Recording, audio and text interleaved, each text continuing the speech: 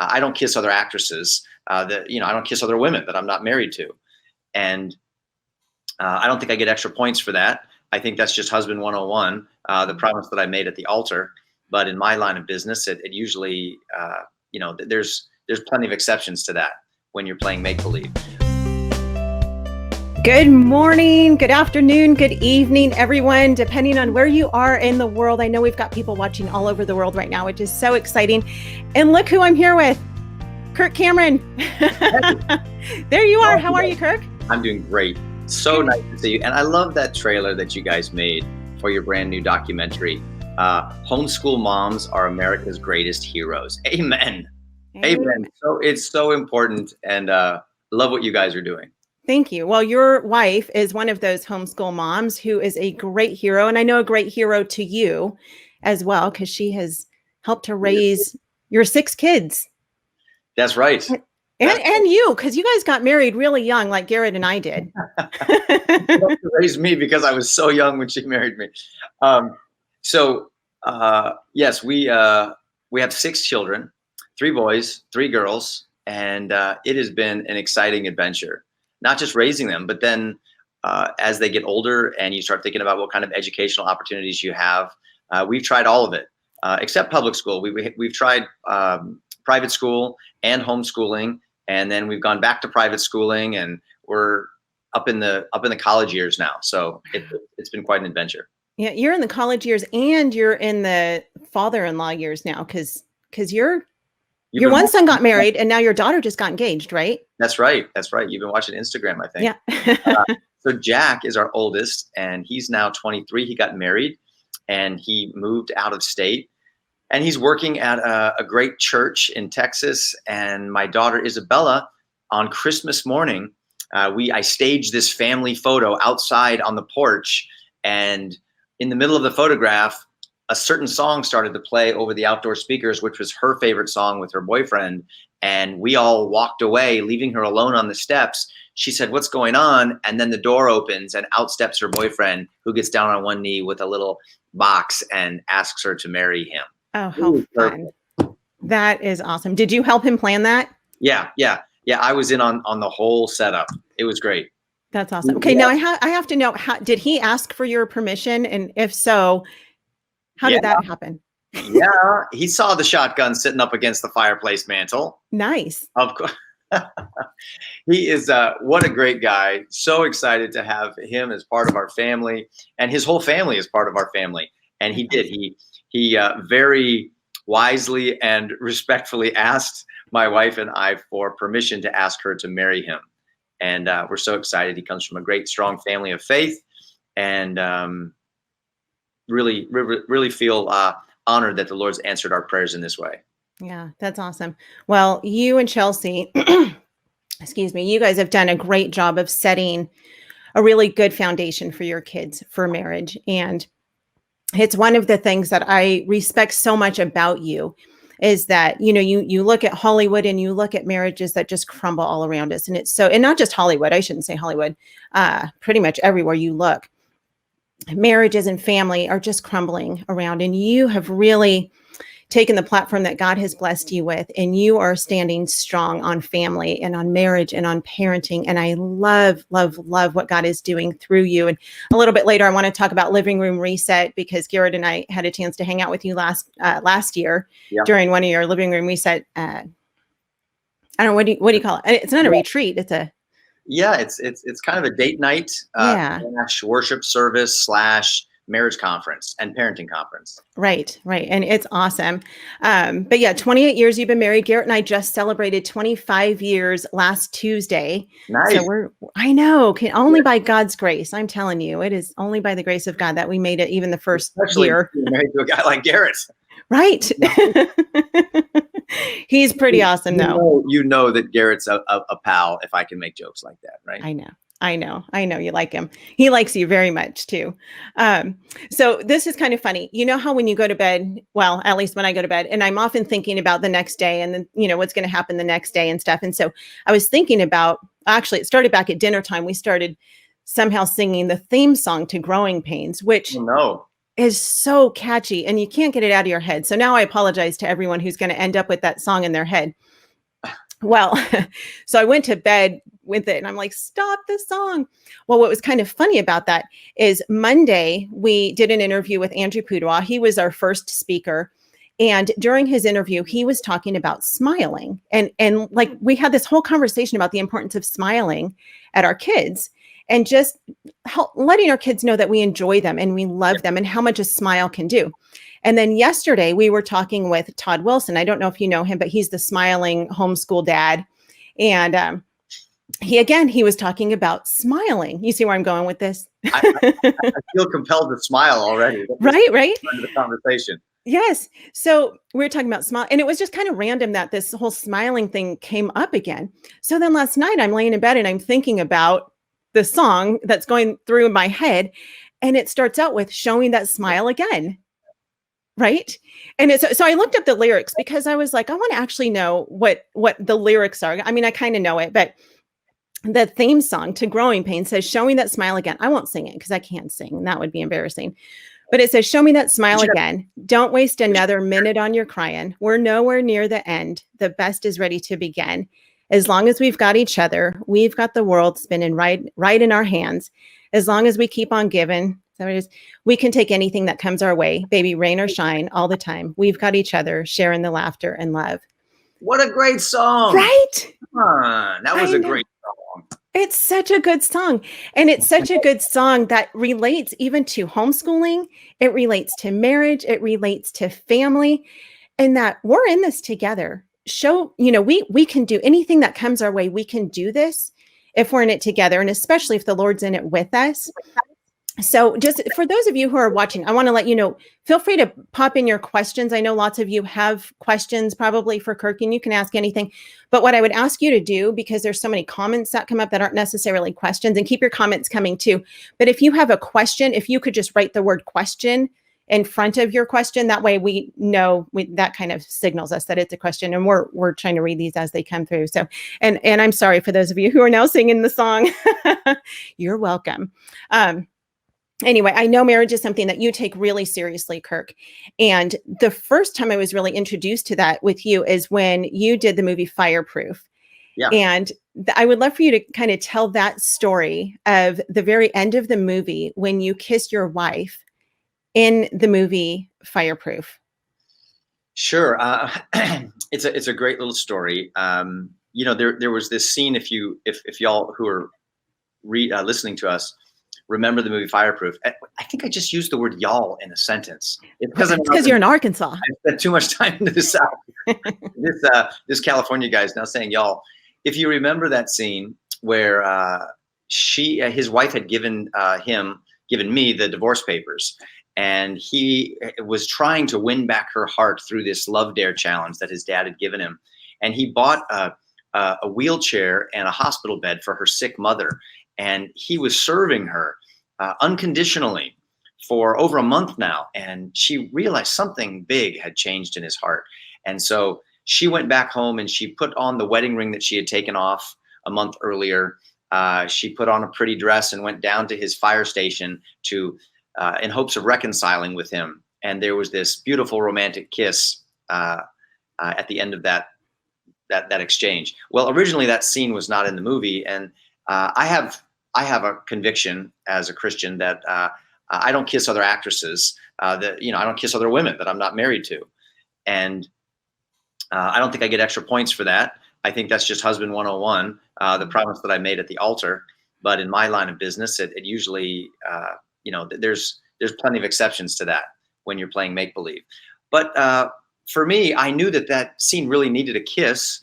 Because they had just reconciled after all this time of almost getting divorced. I mean, what were they going to do when he said, I love you, and she says, I love you too? What were they going to give each other a great big high five? Needed a kiss. And so I called my wife, who was in California. I was in Georgia. And I said, sweetie, could you help me? There's no way this is going to work without you and I working together. And so she flew from California to Georgia. She actually put on a wig that matched the actress's hair in the movie and wore a dress that matched her dress. And we shot the whole scene in a silhouette. So you can't tell when you're watching the movie, but when I'm kissing my wife in Fireproof, I'm actually kissing my wife, Chelsea, not the actress in the film. And that was just an opportunity not only to make the movie better, but more importantly for me to honor my marriage vows, to, live out what I say I believe with regard to marriage, and to model some honor and integrity for my children first and foremost, but then also just to others. So it was a win-win. It turned out great. Movie was great, and I didn't sacrifice important things in my marriage. Yeah, I love that. So your wife flew all the way from California to Georgia just to kiss you. Yeah, well, that's love. well, now that leads me to my next question, because I heard you tell this story during Living Room Reset, and it is one of the funniest stories I've ever heard about your real first kiss with Chelsea on the set of Growing Pains. Oh, yeah. Yeah, you heard about that. Well, that's funny. You want me to share that story? I do, because these people need to hear it. Okay, so the first time that I met Chelsea was actually on the set of Full House, my sister's show, Candace, and it was about a year later that I bumped into her again, and she was cast in the role of playing Mike Seaver's girlfriend, and we hit it off. We were friends, and she was beautiful, and I found out she was a Christian, and so I was really excited about that and thought, wow, maybe there's a possibility that, if she's if she doesn't have a boyfriend, and then I was terrified when I read the script, because in the script they had Mike Seaver's character kissing her in the scene, and I thought, oh no, this is awful. She's going to discover that I have the kissing abilities of a chicken, and this is going to ruin my chances of furthering the relationship. And so every rehearsal day, I would just get to that point in the script and say, well, then here's where Mike kisses Kate, and then the next line is such and such, and I would just move on with the scene. And then on tape night, I knew I had to actually kiss her. So in hopes of making a joke and sort of throwing her off her off balance, I ran backstage to the medical kit, and I found some Ambisol, which is this gum-numbing gel that you use for a toothache. It's kind of like liquid Novocaine, and I put it on my lips like Vaseline. And I came out, and I did the scene. I kissed her, and within seconds, I could tell it started to kick in. It was working. Her mouth was starting to tingle. Her lips were starting to freeze up. And then she tried to lick it off of her lips with her tongue, which made her tongue go numb. Pretty soon her whole mouth was frozen, and I played the whole thing off really cool. I was like, oh, I'm so sorry. I should have warned you. This is the normal reaction women have when I kiss them. It's paralyzing. And I know. I say, you guys think that's so corny, so cheesy, but guess what? It worked. It worked. We've been married 29 years, and we've got 6 kids. I love that. I love that story. That's so much fun. Did you miss the 2020 Homegrown Generation Family Expo? If so, you can now have full access to the entire expo for just $10. You'll enjoy practical homeschooling encouragement, advice, and resources from many of your favorite homeschool leaders, including Kirk Cameron, Heidi St. John, Andrew Pudawa, Rachel Carmen, Dorinda Wilson, and many more. Here are just a few of the testimonials from those who have enjoyed this online conference. Rachel said, "Best homeschool conference I have ever attended, filled my soul and definitely God-driven." Katie said, "This was absolutely amazing. I've been so encouraged and blessed. The one thing that stood out to me about each session is that every single one pointed us back to Jesus, back to Him who is faithful." And another homeschool mom said, "Thank you so much for all the value provided at this price. We are a big family with a super tight budget. My husband was encouraged, the boys listened in too. A relief to find this resource at such an affordable price with so much value. Register today for lifetime access to the entire conference for only $10 at homegrowngeneration.com. That's homegrowngeneration.com. Marriage is an important thing. And oftentimes in the homeschool community, homeschool parents really care about family, of course. most of the time they wouldn't be doing this homeschool gig if they didn't. And not that people who don't homeschool don't care about their family. Certainly they do. But in homeschooling, oftentimes because we're with our kids all day long, we put all of our emphasis on our kids. And then dad sometimes can get kind of left in the dust and forgotten. And because mom has put all of her energy, all of her effort, all of her being into taking care of her children, which is an important thing. I mean, there's no better job than being a mom and a wife. I believe I love my job as a mom and a wife. But sometimes even for myself, I find it difficult to find time for my marriage because I feel like my whole world is wrapped up in my kids and in my family and in homeschooling and taking care of my home, grocery shopping and doctor's appointments and all of the things that life puts on us. So I would love to talk about the marriage relationship and how you and Chelsea have really worked, because I know you're in an industry. I mean, you're traveling right now for Living Room Reset. And you said you've got 33 cities, right, that you're traveling through. Right. And that's a lot. So you're gone a lot and she's home, being mom, though most of your kids are, grown-ish. How do you and Chelsea work to foster your marriage relationship with the busyness of life? That's a great question. People ask that often, and I ask myself often how well we're doing at that, because I understand that marriage is the foundation of our family, right? I mean, that's the foundation that my wife and I are laying, that our children are going to build on for the next 50 years. And often we can't help but pick up behaviors and attitudes and habits from our parents because we live with them for so long. I mean, that's the natural way of doing things. It's called discipleship.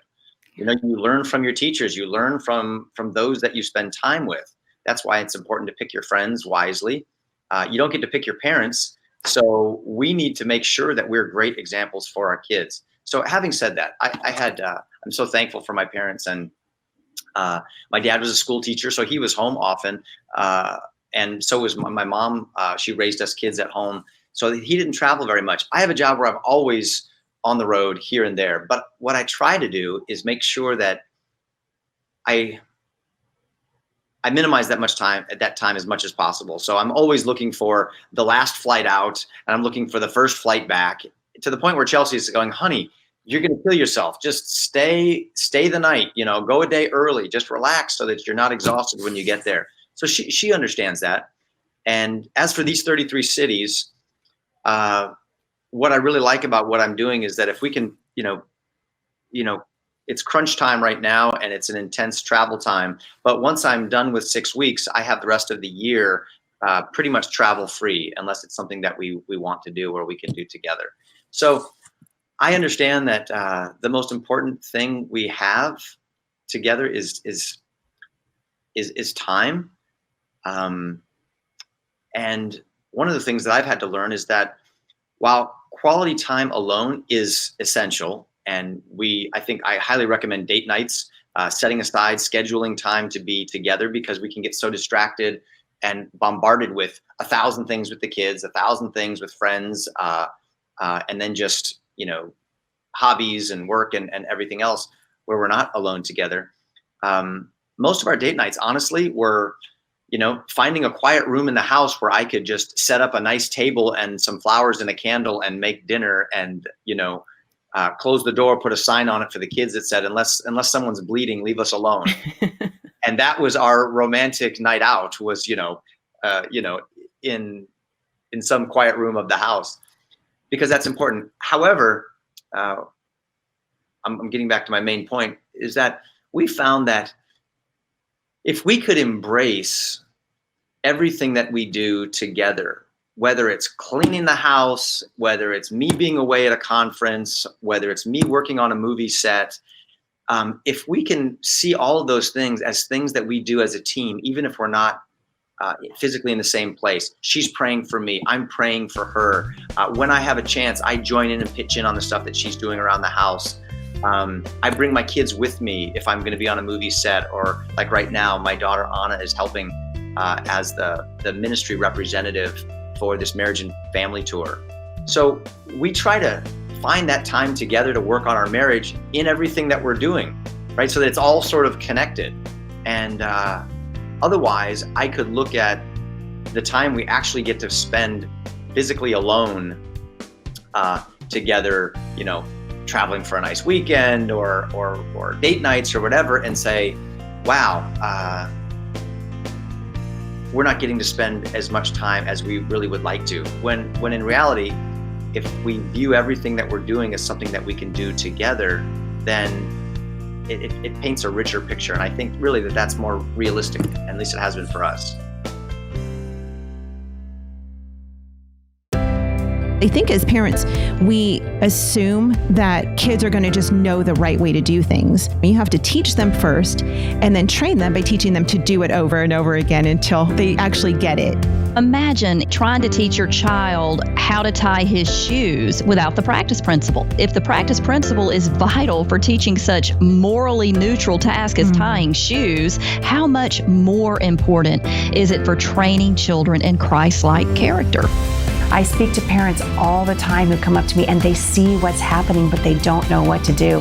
And I just want to stand up and say, you can do this. Here is a solution. This is Yvette Hampton, host of the Schoolhouse Rocked podcast. Join us each week for a new episode as we offer encouragement and resources on biblical discipleship from popular speakers and authors, as well as parents just like you and me. Find out more at schoolhouserocked.com or listen anywhere you find your favorite podcast.